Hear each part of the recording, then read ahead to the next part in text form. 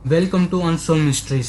दोस्तों, आज मैं बात करने जा रहा हूँ इट मूवी के क्रीचर पेनीवाइज के बारे में। आखिर में ये पेनीवाइज क्या चीज है और इसकी हिस्ट्री क्या है, आज हम इस वीडियो में इसके बारे में बात करेंगे। तो सबसे पहली बात तो यह है कि इस क्रीचर का असली रूप पेनीवाइज क्लाउन नहीं है। ये एक बहुत ही पुराना डेमोनिक क्रीचर है जो कि एक डार्क डायमेंशन से हमारी दुनिया में आया था। आप में से जिन लोगों को डार्क डायमेंशन के बारे में नहीं पता, उन्हें मैं शॉर्ट में बता दूं कि हमारे यूनिवर्स के बाहर भी ऐसे रिम्स हैं जो हमारी दुनिया को घेर के रखे हैं, जिन्हें हम मैक्रोवर्स भी कहते हैं। और इट वहीं कहीं से हमारी दुनिया में आया है। इसका असली रूप एक भूतिया ऑरेंज लाइट जैसा है, जिसकी झलक हमें मूवी में भी थोड़ी बहुत मिली है। ये अपनी असली भैंस से निकलती हुई इस रोशनी से किसी को भी थोड़ी देर के लिए अंधा कर सकता है और कुछ देर के लिए उन्हें पैरालाइज और पागल बना सकता है। जैसे मूवी में हमको इट की ऑरेंज जलती हुई आंखें देखने को मिली है और वो बेवरली को कुछ देर के लिए पैरालाइज भी कर देता है। अब अगर हम मैक्रोवर्स की बात करें तो वहाँ कई अलग अलग तरीके के क्रीचर्स रहते हैं और उनमें से एक बहुत ही बड़ा टर्टल काफी फेमस है क्योंकि ये ईट का दुश्मन है। इस बड़े से कछुए का नाम मिटरन है। ये हमेशा अपने कवच के अंदर रहता है और बाहर नहीं आता, लेकिन 1958 में आखिरी लड़ाई में ईट के साथ ये भी हिस्सा लेता है और ईट को हरा पाता है। ईट और मिटरन का भी एक क्रिएटर है और उसका नाम अदर है, जो कि इन लड़ाइयों में हिस्सा नहीं लेता और इन सब में से सेफ है। तो चलिए अब जानते हैं कि ईट हमारी दुनिया में कैसे आया। असल में ईट हमारी दुनिया में प्री हिस्टोरिकल टाइम पे ही आया था, बिल्कुल एक उल्का की तरह, जिससे इसकी गिरने वाली जगह पे एक बहुत ही बड़ा इम्पैक्ट हुआ था। यही जगह आगे चलकर डेरीमैन शहर बना, जहाँ मूवी में सारे बच्चे रहते हैं। ये जब भी जागता है तो कुछ न कुछ बड़े पैमाने पे हिंसक घटना जरूर होती है और इसके सोने से पहले कुछ ऐसी ही घटना एक बार जरूर होती है।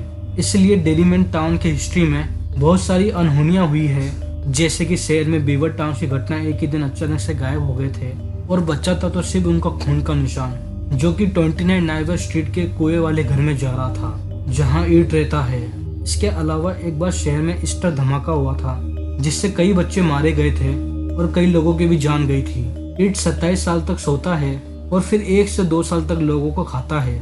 इसके बाद वो फिर से 27 साल तक सोने के लिए चला जाता है।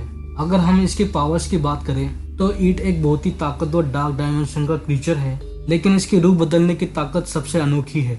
ये उन्हीं चीजों को रूप लेता है जिससे इसका शिकार बहुत ज्यादा डरता हो, क्योंकि इसको डरे हुए लोगों को खाने में ज्यादा आनंद आता है और वो इस डराने वाली प्रक्रिया को सॉल्टिंग द मीट कहता है। माना जाता है कि पेनीवाइज इसका फेवरेट रूप है जिसमें ये अक्सर रहता है और वो इस जोकर के रूप में बच्चों को आकर्षित कर उन्हें डरा कर खा जाता है। ये हमारे डर पे फिट करता है और यही वजह है कि ये बच्चों का शिकार ज्यादा करता है, क्योंकि बच्चे बड़ों से ज्यादा डरते हैं। एक खास बात यह है कि ईट की बुक को जब स्टीफन किंग लिख रहे थे तब एक रियल लाइफ सीरियल किलर पकड़ा गया था जिसका नाम जॉन गैसी था और कॉन्सिडेंसली वो एक सर्कस में जोकर का काम ही करता था। ये खबर उन दिनों बहुत ही न्यूज में आई थी और कई लोग मानने लगे थे कि ईट रियल है, लेकिन ये बस एक फिक्शनल कैरेक्टर है और इसका रियलिटी से कोई संबंध नहीं है। बुक में ईट ने कई मॉन्स्टर का रूप भी लिया है, जैसे कि Frankenstein, werewolf, mummy, shark from जो एक्सेट्रा। मूवी में इसने एक स्कैरी पेंटिंग, जॉर्जी, बीवरली की डेड, ज़ॉम्बीज और कई सारी चीजों का रूप लिया है। ईट इंसानों के लिए एक ऑप्टिकल इल्यूजन भी पैदा कर सकता है, जैसे कि मूवी में रेड बैलून्स हर जगह दिखते हैं जो कि ईट के होने का संकेत है।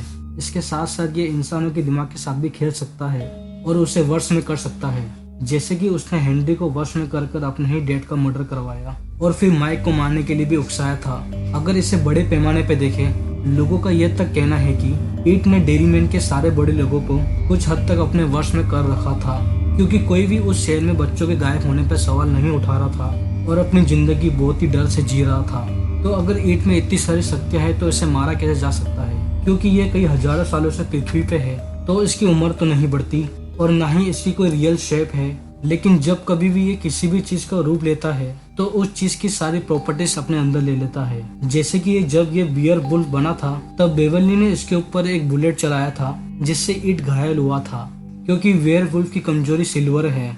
मूवी में भी बच्चे इससे लड़कर इसे भगा पाते हैं, लेकिन इसको मारना करीब करीब नामुमकिन है।